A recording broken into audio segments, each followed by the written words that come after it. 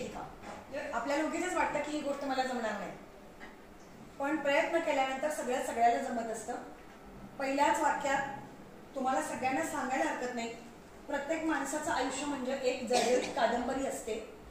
प्रत्येक व्यक्तीचा वाईट अनुभव हा एका कवितेला जन्म देत असतो. प्रत्येक व्यक्तीच्या आयुष्यात आलेले प्रसंग म्हणजे हा अभ्यासक्रमातला एक जळजळीत असा पाठ असतो.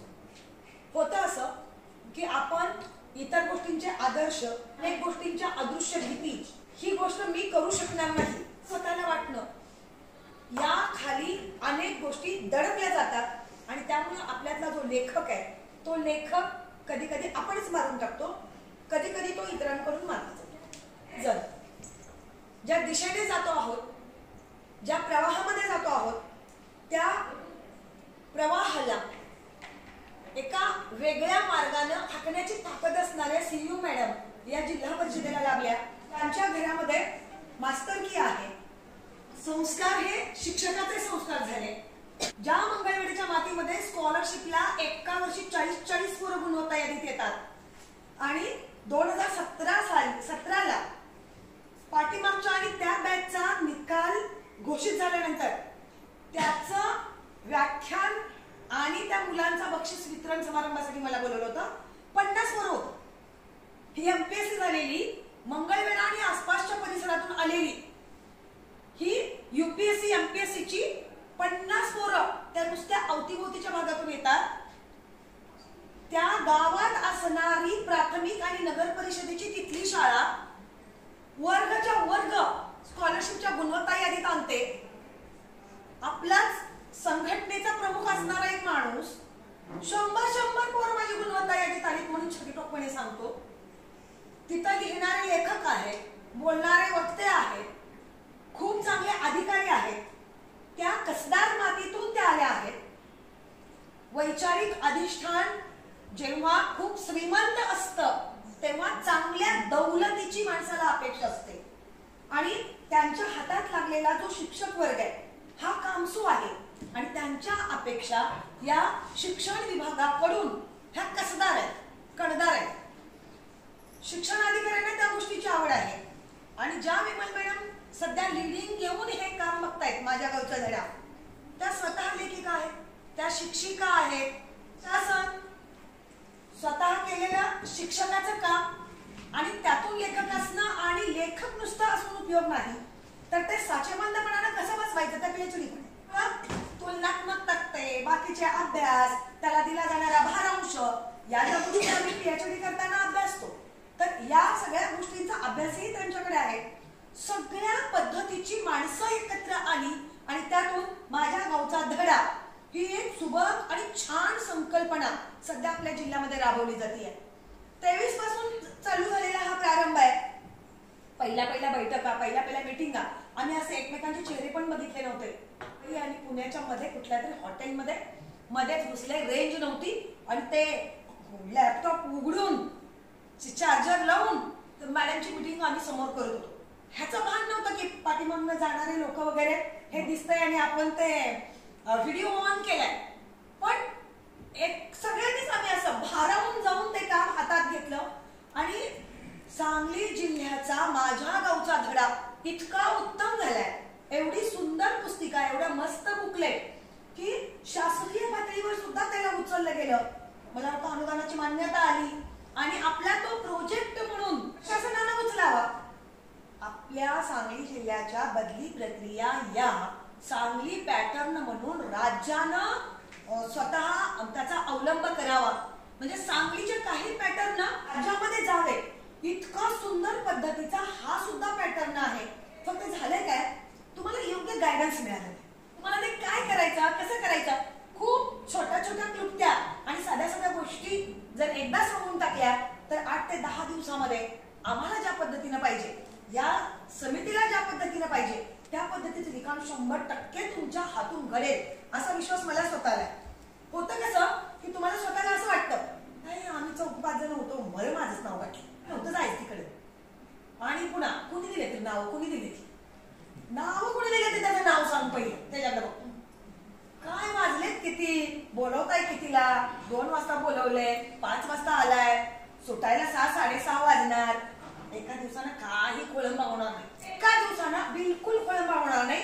पण तुम्हाला सगळे एक गोष्ट कळून जाईल, तुम्ही सगळी अनकॉमन मंडळी आहे, तुम्ही वेगवेगळी माणसं आहात, तुमच्याकडे लेखनाचा अंश आहे, तुमच्या मेंदूमध्ये वेगळं काहीतरी शिस्त आहे, तुमचे हात चांगलं काहीतरी लिखाण करू शकतात. माणूस निवड कुणाची करू शकतो? क्रीडा स्पर्धा जवळ आल्या, जे पोरगा उंचच्या उंच आहे, ज्याची छलांग लांब झाली, त्यालाच आपण म्हणतो ना, चल रे मार मार उडी, जमतंय तुझी उडी लांब जाणार. बघ, त्यानं त्याच्या आयुष्यात उडी मारलेली नसत्या, पण गुरुजी म्हणतात का नाही, मारतोय उडी आणि येतोय पहिलं. आणि मग तुला म्हणतो का नाही, तू पहिले येणार आहेस म्हणून तालुक्यात, अरे जिल्हा पण मारता येते, तुमच्या बळावर मारली ना. हे तुमची जी नावं ज्याला सिलेक्ट केलेत का नाही, त्याला गॅरंटी आहे हे करता येईल, ह्याला येतंय, ह्यातलं आहे, ह्याचं अंग 100% आहे. पण हे काय करताय, उगाच घुसताय.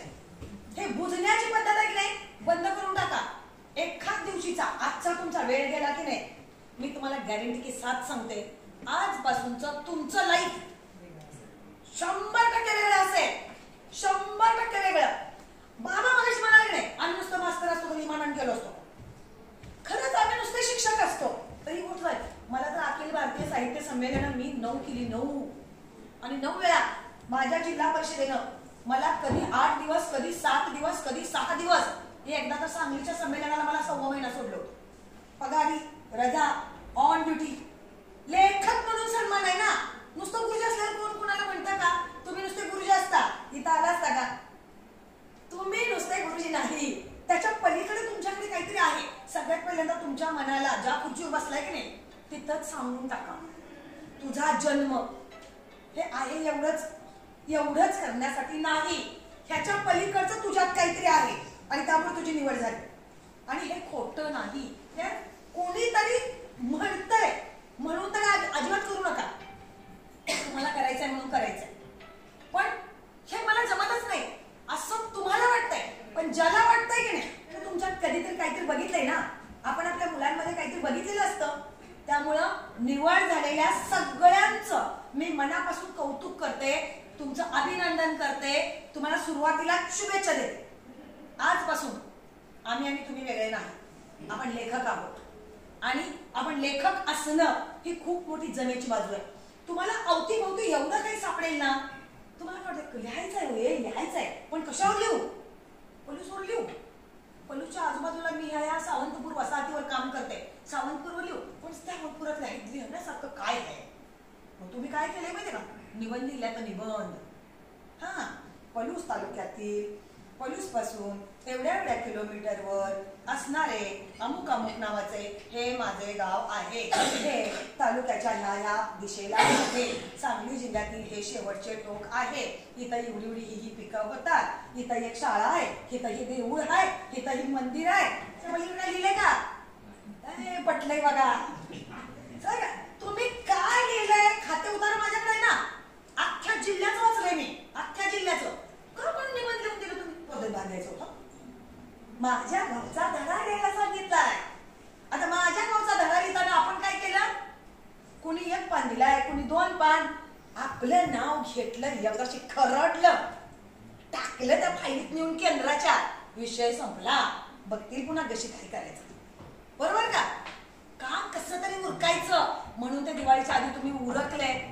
एवढी सहज आणि सोपी गोष्ट ही नव्हती. त्याच्या पाठीमागे भूमिका आहे, उद्दिष्ट आहे, काहीतरी वेगळी मांडणी आहे.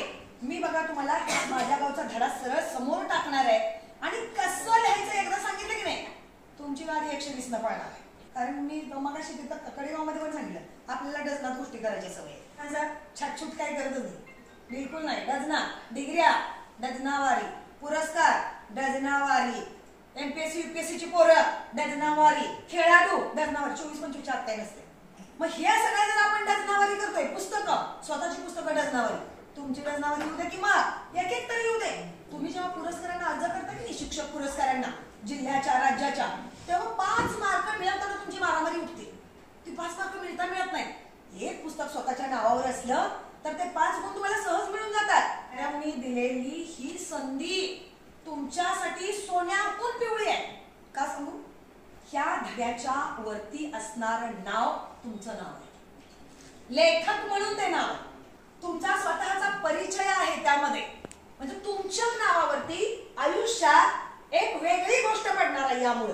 नाहीतर रोजचं काय, तीच शाळा, रोजचे तेच गुरुजी, वर्गातली 30 वर्ग, तीच तेवढा 10x10चा एक वर्ग, ती तेवढाच पट, तो नाऱ्या, तो बाया, ती चिंगी आणि ती मंजी आणि ती त्यांचं तेच तेच बेरीज वजाबाकी गुणाकार आणि भागाकार. पुन्हा गुरुजींचं घेणं, गुरुजींच्या मागे बसणं, घरात जाणं, खाणं पिणं झोपणं, ह्याच्या पलीकडं ह्यानं काय होईल, वाचायला प्रवृत्त व्हाल, वाचाल, लिहाल, बोलाल, नवं जग बघाल, वेगळ्या गोष्टींची हस्तांदोलन कराल, विचारांची बैठक पूर्णतः बदलून जाईल. हातात पुस्तकं घेतली ना माणसाचं मस्तक बदलत असते. आपण डायरेक्ट धड्याला येता. पहिला धडा आहे बघा देशींची दौलत. तुम्ही काय केलंय माहितीये का, तिथं लिहिलंय माझ्या गावचा धडा, पहिल्यांदाच नापास. तुम्हाला काय माझ्या गावचा धडा द्यायला हवंय? तुमचं ते टायटल आहे का? त्याला काही तर टायटल द्या की. आता शंभू अप्पाचा उरूस मी म्हटलं, कुठं असतो शंभू अप्पा? लोकांना कळतंय ना तो इस्लामपूरचा धडा आहे. काय म्हणायचंय, मी लिहिलं भैरव पंढरी. तुम्ही म्हणाल हा हे इतिहास आहे बघा काही. कहाणी दुष्काळाची म्हटलं, तुम्ही म्हणाल हा हे आठवडीत नाही बघा. काय करा, त्याला प्रतीक शोधा ना. त्या धड्याला नाव देताना काय करा, एखादं प्रतीक शोधा आणि मग धड्याचं नाव द्या. हे माझ्या गावचा धडा सुरुवातीला लिहिलंय, करून टाकायचं पहिलं. आणि पहिल्या ओळी आहेत, पहिल्या 6 ओळी हा लेखक परिचय असेल.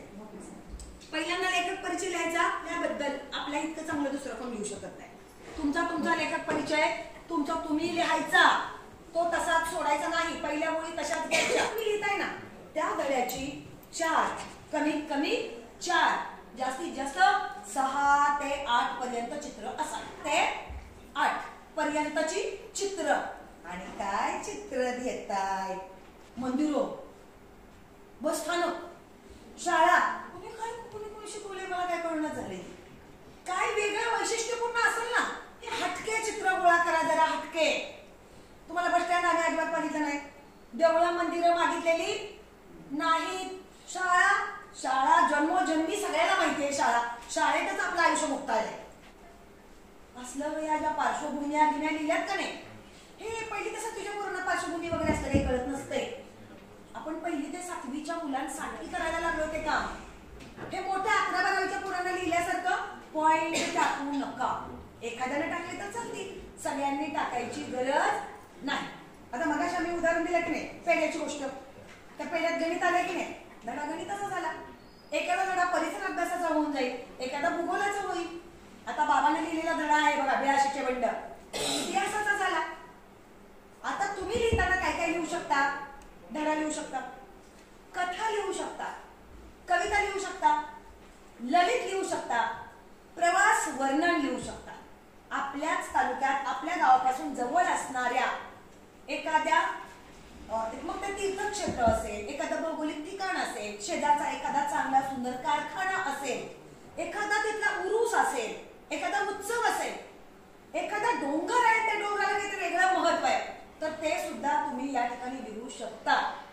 आता हे लिहिताना तुम्ही एखाद्या कारखान्यावर नाट्यकरण लिहू शकता, नाटक लिहू शकता, त्याचं संवाद लिहू शकता, तुम्ही मुलाखत लिहू शकता. एखाद्या कुंभाराची, एखाद्या सुताराची, एखाद्या लोहाराची, एखाद्या दुकानदाराची मुलाखत लिहू शकता.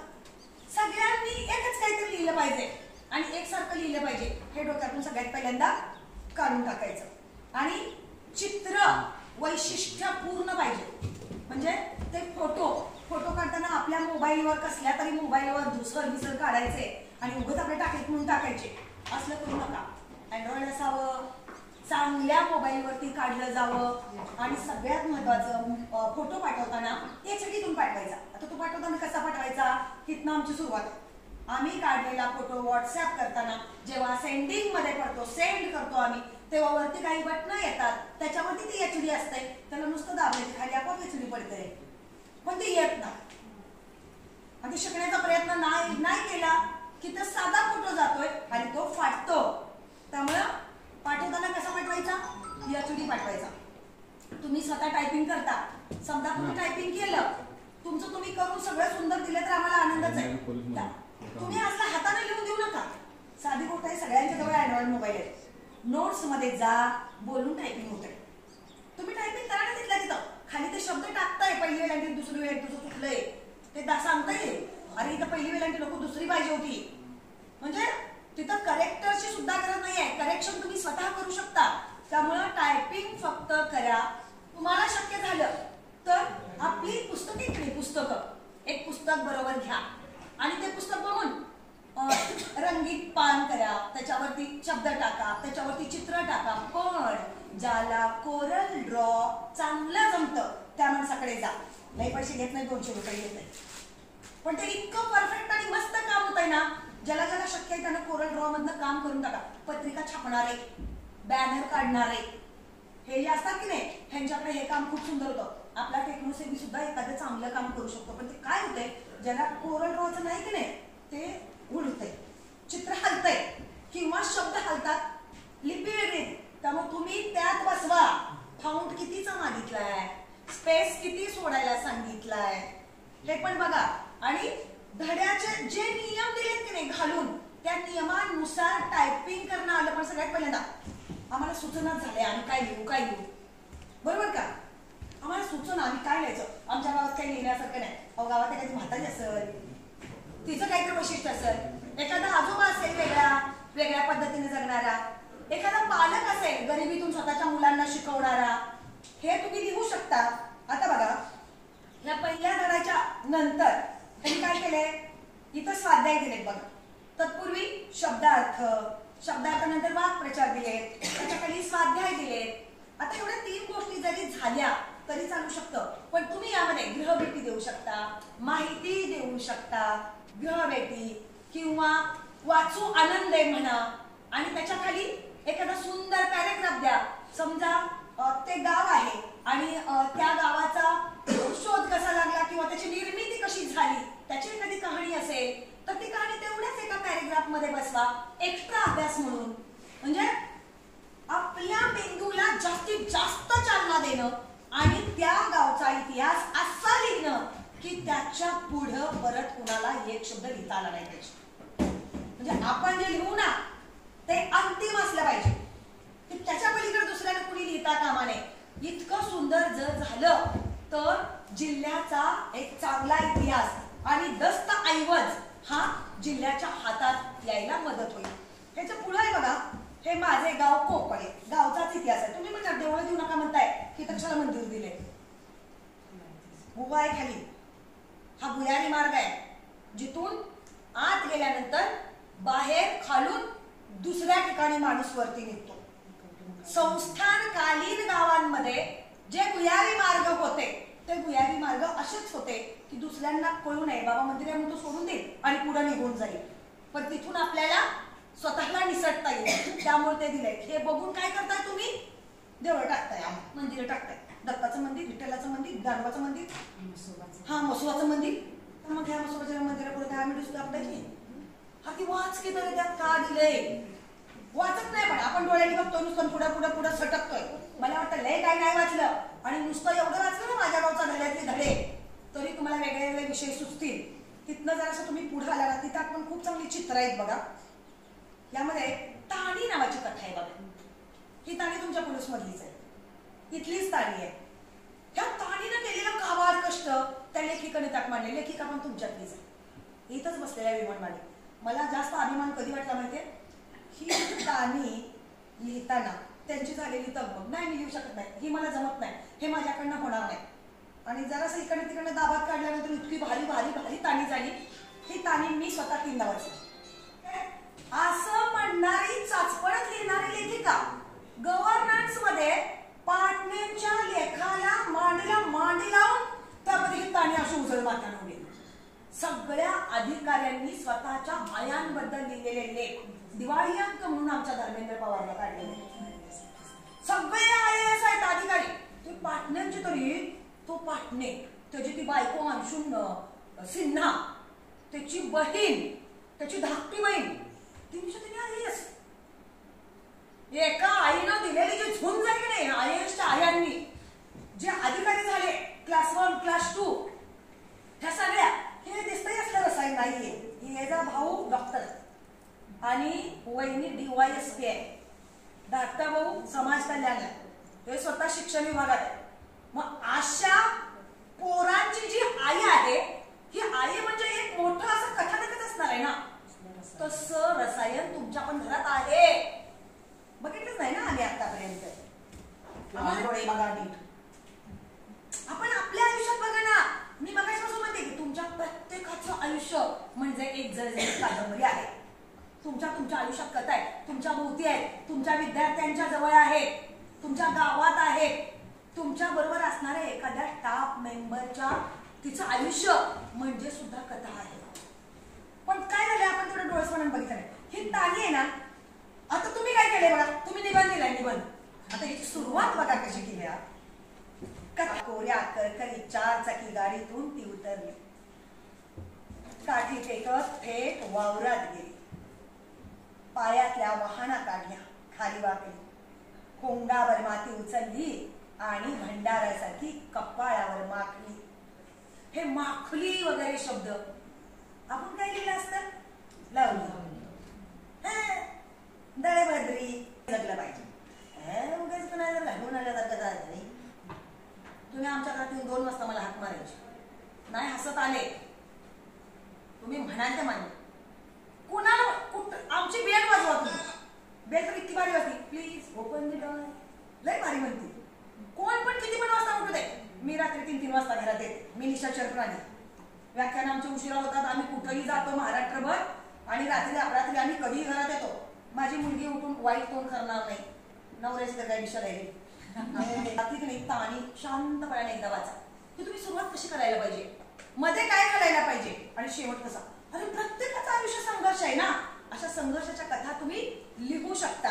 आता बघा यात सुद्धा काय केले, शब्दार्थ, वाक्यप्रचार, स्वाध्याय, उपक्रम, इथपर्यंतच्या गोष्टी लिहिलेल्या आहेत. आता ही झाली धडा लिहिण्याची टेक्निक्स किंवा कथेची टेक्निक्स. सुरुवात अशी करा, मनोरंजक, छान करा, लालित्य असू दे, आणि शेवट काय करा, उपदेशात्मक करा, किंवा त्यानं काळजाचं हल्लं पाहिजे, आपल्या काळजाला काहीतरी वाटलं पाहिजे, असा त्याचा शेवट झाला पाहिजे. हे कथा आणि धड्यांच्या बाबतीत. कविता लिहिताना कशी लिहायची, कविता लिहिली म्हणल्यावर पानभर कविता आणून देतात किंवा पानभर कविता, 1.5 पान कविता निबंध आहे. धडा म्हणजे सुद्धा निबंध नाही ना, पासून किती लांबडे लिहायचं असतं ते. अरे कवितेमध्ये फार झाले तर मोठे 4 ते 6 शब्द आडवे, 4 ते 6 ओळी. आता बघा तुकारामांचे अभंग बघा तुम्ही. नाही निर्मळ जीवन काय करील साबण. किती मग पहिल्या याच्यात ओळीत किती शब्द आहेत, 3 शब्द.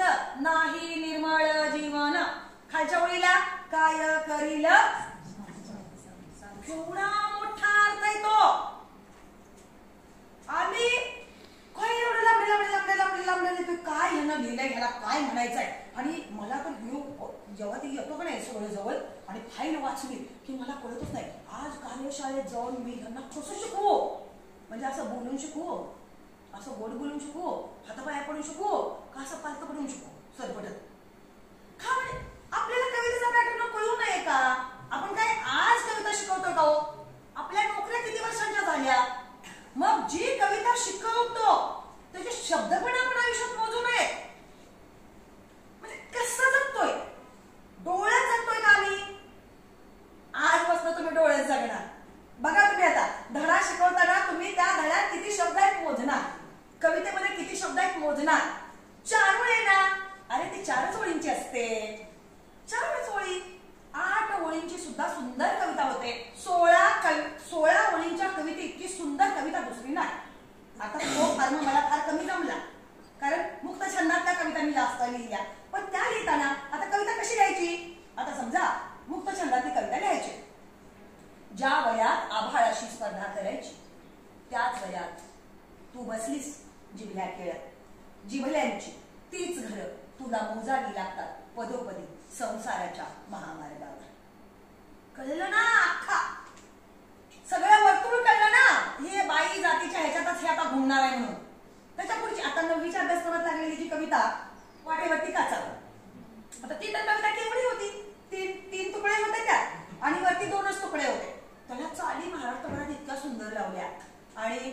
नाशिकला चर्च, त्या चर्चच्या एका गुरूंनी ती प्रार्थना म्हणून ठेवली आणि ते हे केले, त्यांनी मला व्हिडिओ कॉल केला आणि ती प्रार्थना ते सगळे ख्रिश्चन लोक जमलेले आणि 15 शाळा जमलेल्या, ते सगळ्या शाळा, आणि तिथून ती कविता मला ऐकवली जातीये आणि मी आपलं ते असं हातपाय गळल्यासारखं झाली माझी अवस्था की हे एवढे लोक आणि ही प्रार्थना केली यांनी. म्हणजे अशी चाल लागू शकते हे त्या कवीला सुद्धा कळलं नाही. तुमचं साहित्य कधी कुठं जाईल आपल्याला कळत नाही. 9वीच्या अभ्यासक्रमात लागलेली कविता काय होती? वाटेवरती काचा ग. मग पहिली ओळ झाली, वाटेवरती काचा ग हळूच त्या वेचा ग. वाटेवरती काचा ग हळूच त्या वेचा ग, किती दिवस तुडवायचे सुळावरचे जिने हे, आता पदर खोचा ग वाटेवरती काचा. हे कडवी होतं आणि त्याचा एंडची जी कडवी होती तिथं काय होतं? वर्तुळातून बाहेर निघू सारं जग आपण बघू, पुस्तक तेवढं वाचा ग वाटेवरती काचा. त्याचं नाटक बसवलं त्यांनी. नाटक बसवलं अमरावतीला, अमरावती विद्यापीठाला बसवलं. 40 बायकांनी त्या 3 कडव्यात काय केलं असेल? 40 बायका, त्या 3 कडव्यावरती 40 बायकांनी जो शो केला तो शो राज्यात पहिला आला. कोणी किती आपण लय लय लय लय लय लांबडं लिहिलो, आपण डोळे खाली लिहिलं. कधी काय असतं, फार महाग गोष्टी असतात ना, छोट्या डबीत असतात. म्हणजे लय मोठवाड बोललं की तो लय मोठा असतोय असं नाही. तसं हातभर लिहिलं की ते फार सुंदर असतंय असं अजिबात नाही. म्हणजे आपण एमेला उत्तर लिहितो का नाही, तसं हे धडा लिहायचंच नाही. धडा फार झालं 3 पानात आणि प्रश्नोत्तर लिहिताना सगळ्यांनी एकसारखंच लिहू नका ना. हा, शब्दात वाक्प्रचार, एका वाक्यात उत्तरे द्या, स्वाध्याय, त्यात वेगळं काहीतरी लिहा ना. माहिती गोळा करा, साहित्यिकांना भेट द्या, मुलाखत घ्या, आनंदानं वाचा, असले वेगळे मथळे करा आणि छान पद्धतीनं हे लेखन तुम्ही पूर्ण करा. आम्ही येताना वेळा वाटून घेतलेल्या आहेत आणि माझ्या बोलण्याच्या वेळेतली फक्त 3 मिनिटं उरलेली आहेत. आम्ही येताना ठरवलंय, कारण तिथे येताना आम्हाला उशीर झाला, त्यामुळं लिहिलंय त्यांनी पुन्हा तपासा. आपण लिहिलंय त्यामध्ये चांगले भारदस्त शब्द घाला. वेगळं काही करता येते का बघा. असं पण नाही की भारदस्त पहिलीच्या पोराला लिहायला लागलाय आणि काहीतरी भारदस्त काय होती, चिमणी आली, हे छोटं खुदकन हसली, ह्यासारखं पण काय येतं बघा. ते 16 ओळीतलं ते जरी सुंदर आलं ना, पहिली ते तिसरीला ते बडबडकीत होऊन जाते, पाढ्यांचं होऊन जाते, आकड्यांचं होऊन जाते. शब्दांची बाराखडी आता हिनं काढलेलं पुस्तक बघितलं, चौगुलेनं काढलेलं. एखादा लिहायला लागला आणि त्याला साहित्य अकादमीचा पुरस्कार मिळाला, मग तुम्ही म्हणाल का नाही त्या दिवशी ही आलती 1-3-4 लिहिवांचं, ही आम्हाला सगळे काय सांगून गेली, मग आम्ही हे लिहिलंय बघा. तुमच्या प्रत्येकाच्या नावावर एक पुस्तक लिहू द्या, तुम्ही सगळ्यांनी लिहू द्या. म्हणजे तुम्हाला सगळ्यांनी आधी काय करा, लिहायला सुरुवात करा. 100% तुम्हाला जमेल आणि जिथं आडेल नडेल, जिथं कमी तिथं आम्ही आहोतच. त्यामुळं ही चळवळ जी आहे चांगल्या पद्धतीने रेटली जावी, म्हणजे रेटण्यापेक्षा पण ती मनापासून व्हावी. सगळेजण खूप छान पद्धतीने हे कराल अशी अपेक्षा व्यक्त करते. माफी मागते, मनापासून माफी मागते. कुठली पण गोष्ट खूप आत्म करायची सवय आहे, ह्याला काय मला म्हणजे खूप पूर्वीपासून करत असल्यामुळे आणि मुळात आम्ही वक्ते, कथाकार, लेखक मंडळी असल्यामुळं देताना अर्ध द्यावं असं वाटत नाही. त्यामुळं जास्त वेळ आमच्या कडेगावमध्ये गेला आणि तुमच्यापर्यंत पोहोचायला आम्हाला वेळ झाला. पण वेळ जरी झाला तरी खुर्च्या रिकाम्या पडू दिल्या नाही तुम्ही साहेब. तुमच्या कार्यकुशलपणाला आणि खरं सांगते मी की लोक जे तुम्हाला एवढा सन्मान देत आहेत, तुमची जी काम करण्याची पद्धती आहे तिला मी मनापासून सलाम करते. तुमच्यासोबत म्हणजे आम्ही जे इतकं पळतो आहोत त्याला बळ देणार आहे, कारण तुम्ही थांबले नसतात तर आमचा उत्साह मावळला असता, पण तुम्ही थांबला नाही. त्यामुळं आम्ही येताना ठरवलंय मात्र की पुढच्या वेळेला आपण करताना एकच तालुका करायचा, त्यांना न्याय देऊ. आणि वर चढतानाच आमच्या पाठीमागं कुणीतरी होते. आम्ही येता म्हणत होतो की नाही आता आपण 20-20 मिनिटं घेऊया, धावत जाऊया. सर काय म्हणाले माहितीये, तुम्ही धावाल हो, पण आम्ही आम्ही शून्य आहे, आम्हाला त्यामुळं आमच्या तालुक्यात तुम्ही धावायचं काही काढू नका. म्हणजे जी लालसा आहे करून घेण्याची, शिकण्याची जी उमेद आहे ही पलूसनं अजून अखंडित राखलेलं आहे. तुमचा नाव लौकिक व्हावा एवढ्या अपेक्षा व्यक्त करते. थांबते.